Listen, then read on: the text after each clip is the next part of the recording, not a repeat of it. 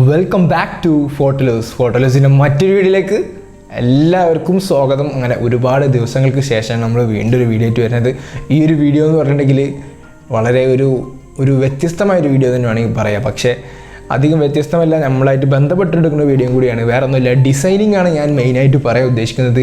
Designing എന്ന് പറയുമ്പോൾ നിങ്ങൾ ഉപയോഗിച്ചുകൊണ്ടിരിക്കുന്ന ആപ്പുകൾ, അതുപോലെ വെബ്സൈറ്റുകൾ എന്നിവ ഡിസൈൻ ചെയ്യുക എന്ന് പറയുമ്പോൾ അതിന് കോഡിങ് എന്ന് പറഞ്ഞ ഒരു പരിപാടിൻ്റെ ആവശ്യമില്ല. അതുമാത്രമല്ല, നല്ല ക്രിയേറ്റീവായിട്ട് നമുക്ക് നല്ല റിലാക്സ്ഡ് ആയിട്ട് ചെയ്യാനും പറ്റും. അതുപോലെ വളരെ ബേസിക്കായിട്ട് മുതൽ പ്രൊഫഷണലായിട്ട് വരെ നമുക്ക് എന്ത് ചെയ്യാൻ പറ്റും. ഈ ഒരു സംഭവത്തിൽ നിന്ന്, ഞാനിപ്പോൾ പറയാൻ പോകുന്ന ഒരു സംഭവത്തിൽ നിന്ന് നിങ്ങൾക്ക് പഠിക്കാനും പറ്റും. അതിലൂടെ നിങ്ങൾക്കൊരു ജോലി അല്ലെങ്കിൽ ഒരു കരിയർ അതിൽ നിങ്ങൾക്ക് തുടങ്ങാനുള്ള ഒരു അവസരം കൂടിയാണുള്ളത്. അപ്പം ഇത് ഞാൻ പറഞ്ഞു വരുന്നത് ഫീസ് വേണമെന്നോ ഒന്നും അങ്ങനത്തെ ഒരു പരിപാടിയല്ല. അങ്ങനെ നോക്കുമ്പോൾ അതൊന്നുമല്ല, ഒരു ആപ്ലിക്കേഷനാണ്, വെബ് ആപ്ലിക്കേഷനാണ്. അത് വെബ് ആപ്ലിക്കേഷൻ എന്ന് പറയുമ്പോൾ നമുക്കൊരു വെബ്സൈറ്റിൽ കയറിയിട്ട് ചെയ്യാവുന്ന കാര്യമാണ്. അതുപോലെ തന്നെ നമുക്കത് ഡൗൺലോഡ് ചെയ്തിട്ട് യൂസ് ചെയ്യാൻ പറ്റും. പക്ഷേ ഇതിന് മൊബൈലിൽ ചെയ്യാൻ പറ്റില്ല എന്നുള്ളൊരു കാര്യമുണ്ട്. അപ്പോൾ നിങ്ങളുടെ കയ്യിലൊരു ലാപ്ടോപ്പ് ഉണ്ടെങ്കിൽ നിങ്ങൾക്ക് നല്ലതാവും. നേരെ മറിച്ച് നിങ്ങൾക്ക് മൊബൈലിലാണെങ്കിൽ നിങ്ങൾക്കൊന്ന് കയറി നോക്കാം. വെബ് ആപ്ലിക്കേഷൻ എന്നാണ് ഇതിൻ്റെ പേര്. ഫിഗ്മ എന്നാണ്, FIGMA, ഫിഗ്മ.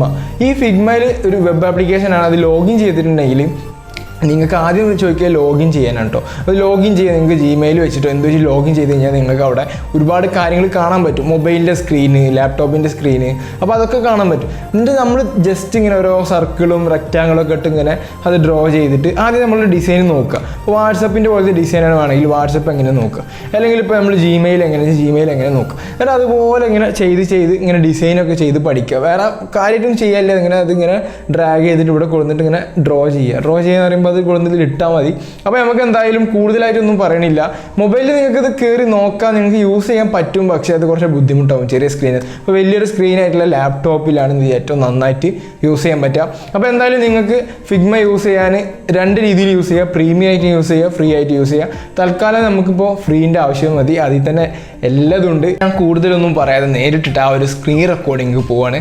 എന്തായാലും നമുക്ക് വിശദമായിട്ടൊന്ന് നോക്കാം. ഒരു ബേസിക് ആയിട്ടുള്ളൊരു ട്യൂട്ടോറിയലാണ് ഞാനിവിടെ പ്ലാൻ ചെയ്യുന്നത്. അപ്പോൾ നിങ്ങൾ മലയാളത്തിൽ ഫിഗ്മൻ്റെ ട്യൂട്ടോറിയൽ ഞാൻ അധികമൊന്നും കണ്ടിട്ടില്ല. അപ്പോൾ എന്തായാലും ഇതൊരു ബേസിക് ആയിട്ടുള്ള ട്യൂട്ടോറിയലാണ്. ഒരിക്കലും ഡീപ്പായിട്ട് പറയില്ല. എനിക്കറിയുന്ന കുറച്ച് കാര്യങ്ങൾ നിങ്ങൾക്ക് മനസ്സിലാവുന്ന രീതിയിൽ നിങ്ങൾക്ക് എത്തിച്ചേരാന്നുള്ളൊരു കടമയാണ് ഇവിടെ ഉള്ളത്. അപ്പോൾ എന്തായാലും നമുക്ക് ആ ഒരു കാര്യത്തിലേക്ക് കടക്കാം. ഗൈസ്, അപ്പോൾ നമ്മളിപ്പോൾ ഫിഗ്മ എന്ന് പറഞ്ഞുള്ള ഈ ഒരു സൈറ്റിലേക്ക് കിടക്കാം കേട്ടോ. www.figma.com തന്നെയാണ്. അപ്പോൾ നിങ്ങൾ ഫിഗ്മ എന്ന് ഗൂഗിൾ സെർച്ച് ചെയ്താൽ ആദ്യം വരുന്നത് ഫിഗ്മ ആവും. ഫിഗ്മ ഓപ്പൺ ആയി കഴിഞ്ഞിട്ടുണ്ടെങ്കിൽ ഞാനിവിടെ നേരത്തെ ചെയ്ത പ്രൊജക്റ്റുകളുടെ ഒരു സംഭവം ഇവിടെ കാണുന്നത് ഈ അൺടൈറ്റിൽഡ് എന്ന് പറഞ്ഞിട്ടുള്ള, പിന്നെ കുറച്ച് ടെംപ്ലേറ്റ്സ് കാണാൻ പറ്റും.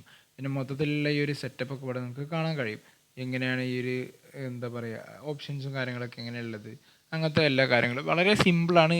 ആർക്കും വല്ല അറിവൊന്നും വേണ്ടതിന് ജസ്റ്റ് കയറി നോക്കിയാൽ തന്നെ മനസ്സിലാവും. പിന്നെ നമ്മളിപ്പോൾ ചെയ്യാൻ പോണ കാര്യം എന്ന് പറഞ്ഞിട്ടുണ്ടെങ്കിൽ UI ഡിസൈനിങ് ആണ് കേട്ടോ. അത് ഞാൻ എൻ്റെ തുടക്കത്തിൽ പറയാൻ വിട്ടുപോയൊരു കാര്യമാണെന്ന് ഞാൻ വിചാരിക്കുന്നു. യൂസർ ഇൻ്റർഫേസ് ആണ്. നമ്മളെങ്ങനെ ഒരു ആപ്പ് കാണുന്നു, നമ്മളിപ്പോൾ ഒരു ആപ്പ് എടുക്കുമ്പോൾ അത് എങ്ങനെ നമുക്ക് യൂസ് ചെയ്യാൻ എത്രത്തോളം ഈസി ആകുന്നു, അതൊക്കെ ഈ യൂസർ ഇൻ്റർഫേസ് ഡിസൈനിങ്, UI ഡിസൈനിങ്ങിലൂടെയാണ് അത് നമുക്ക് വരുന്നത്. അപ്പോൾ നമ്മൾ ഇവിടെ ചെയ്യാൻ പോണ കാര്യം എന്ന് പറഞ്ഞാൽ, ഇപ്പോൾ ഞാനിവിടെ ഒരു ന്യൂ പ്രൊജക്റ്റ് എടുത്തിട്ട് ഈ ഒരു കാണുന്ന ഫ്രെയിം ഉണ്ടല്ലോ, ഈ ഫ്രെയിം സെലക്ട് ചെയ്തിട്ടുണ്ടെങ്കിൽ നിങ്ങൾക്ക് ഇവിടെ കാണുന്ന ഇത്രയും ഫോൺ, ഇപ്പോൾ ഏറ്റവും ലേറ്റസ്റ്റ് ഇറങ്ങിയ iPhone 13 Pro Max വരെ ആ ഒരു സ്ക്രീനിൽ അവിടെ കാണാൻ കഴിയുന്നുണ്ട്. അപ്പോൾ ഞാൻ ആ ഒരു സ്ക്രീൻ തന്നെ ഞാൻ എടുക്കും. അതിന് മുന്നേ ഞാൻ എന്തൊക്കെ എവിടെ ഉണ്ട് ഏതൊക്കെ ഉണ്ടെന്ന് കാണിച്ചു തരികയാണ്. അപ്പോൾ ഞാനിവിടെ ഈ 13 Pro Max എടുത്തിട്ടുണ്ട്. ഇപ്പോൾ അതിൻ്റെ ആ ഒരു സ്ക്രീൻ സൈസ് നിങ്ങൾക്ക് ഇവിടെ കാണാൻ കഴിയും. ഇനി നമ്മൾ കുറച്ച് അഡ്ജസ്റ്റ്മെൻറ്റ്സ് ഒക്കെ വരുത്തിയതിന് ശേഷം നമ്മളതിലൊരു ലോഗിൻ ഫോമായിട്ട് ഉണ്ടാക്കുന്നത്. സിമ്പിളായിട്ടുള്ളൊരു ലോഗിൻ ഫോമാണ്. അതിന് മുന്നേ ഇതിൻ്റെ ബാക്ക്ഗ്രൗണ്ട് കളറൊക്കെ ചേഞ്ച് ചെയ്യാനുള്ളൊരു കാര്യമാണ് ഇവിടെ കാണുന്നത്. ഈ ഒരു സൈഡിൽ റൈറ്റ് സൈഡിലാണ് എല്ലാ സെറ്റിങ്സും, ഇതിന് ബന്ധപ്പെട്ടുള്ള എല്ലാ ഡിസൈൻപരമായിട്ടുള്ള സെറ്റിങ്സും ഒക്കെ ഉള്ളത്. ഞാനവിടെ ക്ലിക്ക് ചെയ്ത് FF എന്നുള്ള ആ ഒരു കളർ കോഡിനെ മാറ്റിയിട്ട് വൈറ്റിൻ്റെ കളർ കോഡാണത്. ഞാനിപ്പോൾ ഇവിടെ ഈ ഒരു ലൈറ്റ് കളർ എടുത്തിട്ടുണ്ട്. കുറച്ച് ഒരു ഡാർക്ക് ആക്കും, കാരണം നമുക്കൊരു മെയിൻ കളർ കുറച്ച് ഡാർക്ക് ആവും, നല്ലതാവും. അപ്പോൾ അതുകൊണ്ട് ഞാൻ എടുത്തതിന് ശേഷം അത് കളർ കുറച്ചും കൂടി ഒന്നൊരു ഡാർക്ക് ആക്കാനുണ്ട് കേട്ടോ. അപ്പോൾ അതിൻ്റെ ആ ഒരു കളർ കോഡാണ് നിങ്ങൾ ആ സൈഡിൽ കാണുന്നത്. അപ്പോൾ നമ്മൾ ജസ്റ്റ് ആ ഒരു സൈസ് ഒന്നും കൂടി ഒന്ന് അഡ്ജസ്റ്റ് ചെയ്ത് നോക്കണം. സൈഡിലൊക്കെ ആയ റൊട്ടേറ്റ് ആകുന്നുണ്ട്. അങ്ങനെ ഒരുപാട് ഫങ്ഷനാലിറ്റീസ് ഉണ്ട്. അപ്പോൾ എനിക്ക് ഡിസൈൻ ചെയ്യാനുള്ള രീതിക്ക് ആക്കാൻ വേണ്ടിയിട്ട് ഞാനതിനെ അഡ്ജസ്റ്റ് ചെയ്തുകൊണ്ടിരിക്കുകയാണ്.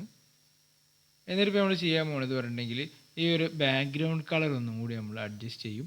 ബാക്ക്ഗ്രൗണ്ട് കളർ അഡ്ജസ്റ്റ് ചെയ്തതിന് ശേഷം നമ്മൾ ഇതിൽ കുറച്ച് റെക്റ്റാങ്കിൾസ് ആണ് കേട്ടോ ആഡ് ചെയ്യാൻ പോകുന്നത്. റെക്റ്റാങ്കിൾസ് ആണ് ആഡ് ചെയ്യാൻ പോകുന്നത്. അപ്പോൾ റെക്റ്റാങ്കിളിൻ്റെ ഗുണം എന്ന് പറഞ്ഞിട്ടുണ്ടെങ്കിൽ നിങ്ങൾക്ക് അവിടെ തന്നെ മുന്നായിട്ട് ആ ഒരു കോർണർ റേഡിയസ് അവിടെ കാണാൻ പറ്റും. കോർണർ റേഡിയസ് നമ്മളിപ്പോൾ 20 ആക്കി കൊടുത്തിട്ടുണ്ടെങ്കിൽ അത്രയും കാണാം. അപ്പോൾ 30 ആണെങ്കിൽ 30. അപ്പോൾ നമുക്ക് അങ്ങനെ കൂട്ടുന്നതിന് കുറക്കുന്നതിനനുസരിച്ചിട്ട് ആ ഒരു കോർണറിൻ്റെ റേഡിയസ് ഇങ്ങനെ കർവ് ആവണമാതിരി കാണാൻ പറ്റും. അപ്പോൾ അതുപോലെ തന്നെ വേറൊരു പ്രത്യേകതയാണ് ഈ ഇൻസ്പെക്റ്റ് എന്നുള്ളൊരു ഓപ്ഷൻ. അതിൽ നിങ്ങൾക്ക് ഇതിൻ്റെ കോഡ് കാണാൻ പറ്റും. ഇപ്പോൾ ഞാൻ ആൻഡ്രോയിഡ് എന്നുള്ളത് മാറ്റി ഇതിൽ ഇപ്പോൾ CSS ഇട്ടിട്ടുണ്ടെങ്കിൽ നമ്മളെ വെബ്സൈറ്റിൻ്റെ കാണാം. ഇപ്പോൾ iOS ഇട്ടിട്ടുണ്ടെങ്കിൽ iOSനുള്ള ഡിസൈനിൻ്റെ കോഡ് കാണാം. ഞാൻ വീണ്ടും ആൻഡ്രോയിഡ് ഒക്കെ ആക്കി. അപ്പോൾ നമ്മൾ ആൻഡ്രോയിഡിന് വേണ്ടിയിട്ടുള്ളൊരു ഇതെടുക്കുക. എടുത്തിക്കുന്നത് നമ്മളിപ്പോൾ ഐഫോണിൻ്റെ ഫ്രെയിം ആണെങ്കിലും ആൻഡ്രോയിഡ് കോഡിൻ്റെ രീതിയിലാണ് ഞാൻ ചെയ്യുന്നത്. അതിന് വലിയ പ്രാധാന്യം കൊടുക്കുകയാണെങ്കിൽ ഡിസൈൻ മാക്സിമം പ്രാധാന്യം കൊടുത്ത് ചെയ്യുക. ഡിസൈൻ ജസ്റ്റ് ഇങ്ങനെ ഡ്രാഗ് ആൻഡ് ഡ്രോപ്പാണ് കേട്ടോ. ഒന്നിങ്ങനെ അവിടുന്ന് സെലക്ട് ചെയ്തിട്ട് ഇവിടെ കൊടുത്തിടാനുള്ള ആവശ്യമുള്ളൂ. ഞാനിവിടെ നേരത്തെ പറഞ്ഞ പോലെ തന്നെ ഈ ഒരു ബാക്ക്ഗ്രൗണ്ടിൻ്റെ സൈസ് ഒന്നും കൂടി സെറ്റാക്കിയിട്ടുണ്ട്. ഇനി സൈസ് അല്ല, കളർ ഒന്ന് സെറ്റാക്കിയിട്ടുണ്ട്. പിന്നെ ഈ ഒരു ലെഫ്റ്റ് സൈഡിലുള്ള ഓപ്ഷൻസൊക്കെ നമ്മൾ ജസ്റ്റ് ഒന്നിങ്ങനെ ഒന്ന് ഓടിച്ച് പോവാണ് മൊത്തത്തിൽ. പിന്നെ ഇവിടെയാണ് ഏറ്റവും ഇമ്പോർട്ടൻറ്റ് ഈ റെക്റ്റാങ്കിൾ ലൈന്. അതിൽ ഞാൻ റെക്റ്റാങ്കിൾ നേരത്തെ പറഞ്ഞ പോലെ റെക്റ്റാങ്കിൾ ചൂസ് ചെയ്തിട്ട് ഞാനിവിടെ ഒരു റെക്റ്റാങ്കിൾ വരക്കുന്നുണ്ട്. അപ്പോൾ അതിൻ്റെ കളർ നിങ്ങൾക്ക് ഇവിടെ കാണാൻ കഴിയുന്നുണ്ടല്ലേ. കളർ ഒട്ടും മാച്ചല്ല. അപ്പോൾ ഇതിങ്ങനെ അലൈൻമെൻറ്റൊക്കെ ഓട്ടോമാറ്റിക്കായിട്ട് ലൈൻ ഇങ്ങനെ കാണിച്ചു തരും കേട്ടോ. അപ്പോൾ ഇത് ഒട്ടുമിക്ക ആപ്ലിക്കേഷനിൽ ഇതുണ്ട്, ഫോട്ടോഷോപ്പിലുണ്ട്. അതുപോലെ തന്നെ അഡോബ് XD ഇതിൻ്റെ ഒരു ഓപ്പോസിറ്റ് അല്ലെങ്കിൽ ഇതിൻ്റെ ഒരു കോമ്പറ്റീറ്റർ എന്ന് വേണമെങ്കിൽ പറയാം, ഇതിൻ്റെ ഒരു ബദൽ എന്ന് വേണമെങ്കിൽ പറയാം. ഇതിൻ്റെ അഡോബ് XD എന്ന് പറയുമ്പോൾ ഇതിൻ്റെ ഡിസൈനിങ് തന്നെയാണ് മെയിനായിട്ട് വരുന്നത്. ഇതേ ഫങ്ഷനാലിറ്റി തന്നെയാണ്, സെയിം പോലെ തന്നെയാണ് ഏകദേശം. പക്ഷേ അത് വെബ് ആപ്ലിക്കേഷൻ അല്ല, അത് നമ്മൾ ഇൻസ്റ്റാൾ ചെയ്യണം. ഇതങ്ങനെയല്ല. അപ്പോൾ നമ്മൾ നേരത്തെ ചെയ്ത പോലെ ആ കളർ ഇവിടെ ഞാൻ പ്യുവർ വൈറ്റ് ആക്കി കൊടുത്തിട്ടുണ്ട് കേട്ടോ. കളർ കോഡ് നിങ്ങൾക്ക് നോക്കിയാൽ കാണാൻ പറ്റും. പ്യുവർ വൈറ്റ് ആണ്, എല്ലാം F ആണ് അതിൻ്റെ ഒരു കോഡ് ഈ ഒരു സൈഡിലായിട്ട് കാണുന്നത്. അപ്പം നമ്മൾ അടുത്തതായി ചെയ്യുന്നത് ഇതിന് ഡിസൈൻ ഇങ്ങനെ ചെയ്യാൻ വേണ്ടിയിട്ടുള്ള ഒരു സെറ്റപ്പിലാണ്. അപ്പോൾ ഞാൻ ഈ ഒരു സംഭവത്തിന് എടുത്തിട്ട് ഇതിൻ്റെ കോർണർ റേഡിയസ് ഞാനൊരു 50 ആ റേഞ്ചിലാക്കി കൊടുത്തിട്ടുണ്ട്. അപ്പോൾ എന്നിട്ടിങ്ങനെ ഉള്ളിലേക്ക് വെച്ചിട്ടുണ്ടെങ്കിൽ നല്ലൊരു സെറ്റായില്ലേ. ഇനിയിപ്പോൾ ഞാനിത് കോപ്പി എടുക്കും. ഞാനിത് ആൾട്ട് അമർത്തി പിടിച്ചിട്ട് ഞാനിങ്ങനെ ജസ്റ്റ് ഡ്രാഗ് ചെയ്ത് കഴിഞ്ഞിട്ട് കോപ്പി വരും. ഇനി ഇതുപോലെ തന്നെ ഞാനിങ്ങനെ 4-5 കോപ്പികൾ എടുക്കും കേട്ടോ. 4-5 കോപ്പികൾ എടുക്കും. ഇനി അടുത്തതായിട്ട് നമ്മൾ നോക്കാൻ പോണത്, ഇത് ഒരുപാട് കോപ്പിങ് എടുത്തിട്ടുണ്ട്. അതുപോലെ തന്നെ ഞാനൊരു വേറൊരു ഇതുപോലെ തന്നെ വേറെ കളറിലൊരു സംഭവം എടുത്തിട്ടുണ്ട്.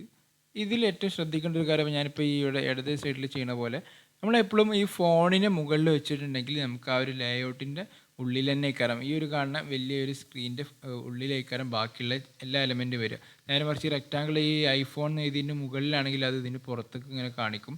അപ്പോൾ അത് കുറച്ചൊരു ബുദ്ധിമുട്ടാവും. അതുകൊണ്ട് നമ്മൾ ഏറ്റവും ടോപ്പിൽ ഉണ്ടാവുന്ന ലെയർ എന്ന് പറഞ്ഞാൽ ഈ ഫോണിൻ്റെതായിരിക്കണം. പിന്നെ അതുപോലെ ഒരുപാട് ഓപ്ഷൻസ് നിങ്ങൾക്ക് ഇവിടെ കാണാൻ പറ്റുന്നുണ്ട്. നേരത്തെ ചെയ്ത പോലെ തന്നെ ഈ ഒരു കോർണർ റേഡിയസ് ഞാനിവിടെ കുറച്ച് കൊടുക്കുന്നുണ്ട്. അങ്ങനെയാണ് നമ്മൾ ഈ ഒരു യൂസർ നെയിം അടിക്കേണ്ട സ്ഥലത്ത് നമ്മൾ ഈ ഒരു സംഭവത്തിന് വെച്ചിട്ടുള്ളത്. അങ്ങനെ ഇനി അതുപോലെ തന്നെ നമ്മൾ പാസ്വേഡിൻ്റെതും ചെയ്യും. പിന്നെ അതുപോലെ ഒരു ബട്ടണും കൊടുക്കും. അതാണ് നമ്മൾ ഇനി ഫൈനലായിട്ട് ചെയ്യാൻ പോകുന്ന ഒരു കാര്യം എന്ന് പറഞ്ഞിട്ടുണ്ടെങ്കിൽ. അപ്പോൾ അതും കൂടി നമുക്ക് ചെയ്തിട്ട് എങ്ങനെയെന്ന് നോക്കാം. സെയിം പോലെ തന്നെയാണ്. അപ്പോൾ നമ്മൾ പറഞ്ഞ പോലെ തന്നെ ഒരു 3 ടെക്സ്റ്റ് ഫീൽഡ് എന്നാണ് ഇതിൽ പറയുക. പക്ഷേ നമ്മളിപ്പോൾ ഡിസൈൻ ചെയ്യുമ്പോൾ അത് സാധാരണ റെക്റ്റാങ്കിൾ പോലെ തന്നെ എടുക്കും. ഇതിൽ 3 സംഭവമുണ്ട്. ഇതിൽ ഒരു ബട്ടനാണ് നമ്മളോട് ഉദ്ദേശിക്കുന്നത്, ഏറ്റവും ലാസ്റ്റത്തെ. ഇതൊക്കെ ഇങ്ങനെ ഒന്ന് കോപ്പി പേസ്റ്റ് ചെയ്തെടുത്ത് തന്നെയാണ് കേട്ടോ. കോപ്പി പേസ്റ്റ് എടുത്തതാണ്. പിന്നെ അതിന് മുന്നേ പറയാനുള്ളൊരു കാര്യം, ഈ ഒരു ടെക്സ്റ്റ് എന്ന് പറഞ്ഞാൽ ഈ സാധനം ഇവിടെ എൻട്രി ചെയ്തെടുത്തിട്ടില്ല. മുകളിൽ കാണുന്ന ഒരു T എന്ന് പറഞ്ഞ ഒരു ഐക്കണെ ജസ്റ്റ് കൊടുന്ന് ഡ്രാഗ് ചെയ്ത് വെച്ചിട്ടതാണ് കേട്ടോ. അങ്ങനെയാണ് ഈ ടെക്സ്റ്റ് നമ്മളിവിടെ ടൈപ്പ് ചെയ്യുന്നത്. അപ്പോൾ നമ്മൾ വലിയൊരു വീഡിയോ ആവണ്ടെന്ന് വിചാരിച്ചിട്ടാണ് മൊത്തത്തിൽ അങ്ങനെ കാണിച്ചു തരാത്തത്. എന്തായാലും നിങ്ങൾ ബാക്കി നിങ്ങൾക്ക് നോക്കിയാൽ മനസ്സിലാവുന്ന രീതിയിലുള്ളൊരു സംഭവം തന്നെയാണ്. ജസ്റ്റ് ഇതിലൊന്ന് കയറി എന്താണ് എങ്ങനെയാണ് എത്രത്തോളം ഈസിയാണെന്ന് മനസ്സിലാക്കാൻ വേണ്ടിയിട്ടാണ് ഞാൻ ഈ ഒരു വീഡിയോ ചെയ്തിട്ടുള്ളത്. ഇനി അടുത്തതായിട്ട് നമ്മൾ ഇതിൻ്റെ കുറച്ചും കൂടിയുള്ള ഡിസൈൻ ഫങ്ഷനാലിറ്റീസ് നോക്കാം. ഇതിൻ്റെ ഷാഡോ പരിപാടികളൊക്കെ എങ്ങനെയാണ്, ആ കാര്യങ്ങളൊക്കെ ഒന്ന് നോക്കാനുണ്ട്. അപ്പോൾ അതിനായിട്ട് ഈ ഒരു റൈറ്റ് സൈഡിൽ കാണുന്ന ഒരു ഭാഗത്ത് നമുക്ക് പോയിട്ട് ഇതിൽ എഫക്ട്സ് ഉണ്ടാവും. ഈ എഫക്ട്സിൽ സ്ട്രോക്ക് ഉണ്ട്, ഷാഡോ ഉണ്ട്, ബ്ലർ ഉണ്ട്, അങ്ങനെ ഒരുപാട് കാര്യങ്ങളുണ്ട്. അപ്പോൾ അതിൽ നമുക്ക് ഷാഡോ എടുത്തിട്ടുണ്ടെങ്കിൽ എങ്ങനെയാവും, സ്ട്രോക്ക് എടുത്തിട്ട് എങ്ങനെയാവും, അതൊക്കെ ഒന്ന് നോക്കാൻ പോവാം. അപ്പോൾ നമ്മൾ ഓൾറെഡി ഇവിടെ ഷാഡോ കൊടുത്തിട്ടുണ്ട് ഈ എഫക്ട്സിൽ. പിന്നെ അതുപോലെ സ്ട്രോക്കും കൂടി കൊടുക്കാൻ പോകുന്നു കേട്ടോ. സ്ട്രോക്ക് കൊടുക്കുമ്പോൾ ഞാനൊരു മഞ്ഞ സ്ട്രോക്ക് ഒന്ന് പരീക്ഷിച്ച് നോക്കുന്നുണ്ട്. ചെറിയതാണ്. അപ്പോൾ അതിൻ്റെ വിടുത്ത് കൂട്ടാനായിട്ട്, സ്ട്രോക്കിൻ്റെ ആ ഒരു വിടുത്ത്, ബോർഡർ വിടുത്ത് കൂട്ടാനായിട്ട് ഞാൻ അങ്ങനെ കൊടുത്തപ്പോൾ അത് കൂടി വന്നിട്ടുണ്ട് കേട്ടോ. അതുപോലെ തന്നെ ഈ സെയിം സാധനത്തിന് ഞാൻ ഇവിടെ കോപ്പി ചെയ്തിട്ട് അങ്ങോട്ട് പേസ്റ്റ് ചെയ്യണം. കാരണം അതേ ഒരു റേഞ്ച് കിട്ടണമെങ്കിൽ ഏറ്റവും എളുപ്പമുള്ള മാർഗ്ഗം അതാണ്. അപ്പോൾ ഞാൻ ആൾട്ട് അമർത്തി പിടിച്ചിട്ട് ജസ്റ്റ് അതിങ്ങനെ ഡ്രാഗ് ചെയ്യും, എന്നിട്ട് ഞാൻ അപ്പുറത്ത് കൊണ്ടുപോവുകയാണ് ചെയ്യുക. പിന്നെ ഇത് എക്സ്പോർട്ട് ചെയ്യാനുള്ള ഒരു ഓപ്ഷനൊക്കെ ഉണ്ട്. അതെന്തായാലും നമുക്ക് അവസാനം നോക്കാം. ഇനി നമ്മൾ അടുത്തതായിട്ട് ഇത് കോപ്പി ചെയ്ത് ഇങ്ങനെ പേസ്റ്റ് ചെയ്ത് സെയിം ആക്കി ഡിസൈനൊക്കെ ഒന്ന് മൊത്തത്തിലൊന്ന് ലെവലാക്കി വെക്കും. പിന്നെ നമുക്കിത് സൂം ചെയ്യണമെങ്കിൽ സാധാരണ സൂം ചെയ്യുന്ന പോലെ തന്നെ Ctrl+ഉം അതിനനുസരിച്ച് സൂം ഇന്നും സൂം ഔട്ട് ഉണ്ടാവും. പിന്നെ ഈ ഒരു എക്സ്പോർട്ട് പറഞ്ഞൊരു സംഭവം എടുക്കണമെന്ന് എവിടെ വെച്ചിട്ടുണ്ടെങ്കിൽ നമ്മൾ ഈ റൈറ്റ് സൈഡിൽ ഏറ്റവും താഴെ വന്നിട്ടുണ്ടെങ്കിൽ നിങ്ങൾക്ക് എക്സ്പോർട്ട് കാണാൻ പറ്റും.